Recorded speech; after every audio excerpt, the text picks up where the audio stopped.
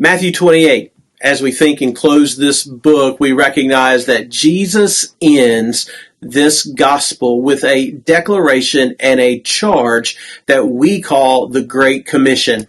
And so today's devotional thought is called the co-mission of the Great Commission.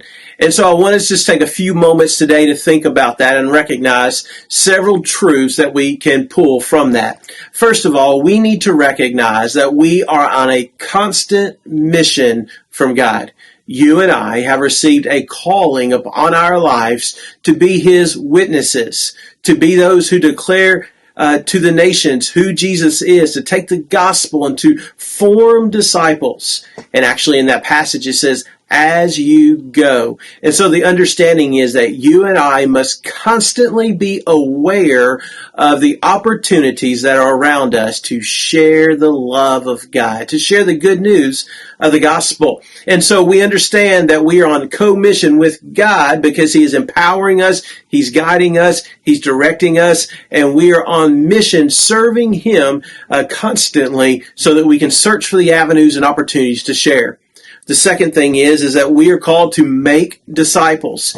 Now, in making disciples, you and I have two responsibilities. Number one is we have to share the gospel so that those who are not disciples can become disciples. And then disciple, by the very term itself, means student.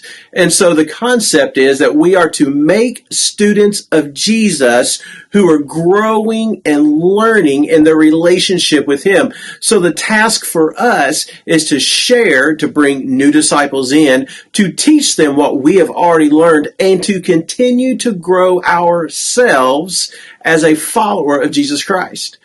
And then I think it's very important that we understand this co-mission concept of the Great Commission.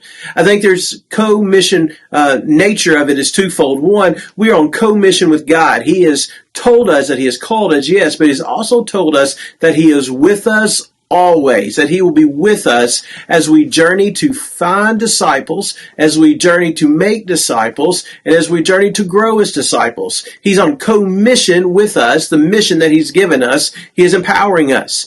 And then He has also called us as the body of Christ to be on co-mission together. That means that we come together and we go and share intentionally as the body of Christ, encouraging one another.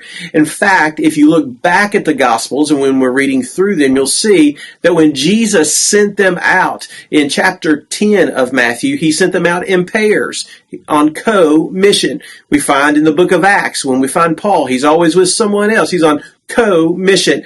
And so we need to recognize that we are called to be on co-mission in the Great Commission. That means to grow together, to minister together, and to make disciples together. So will you make the commitment today to say, you know what? I need to be faithful to the Great Commission, and I need to be faithful to be on co-mission to fulfill the Great Commission. We'll see you tomorrow as we open up the book of Mark.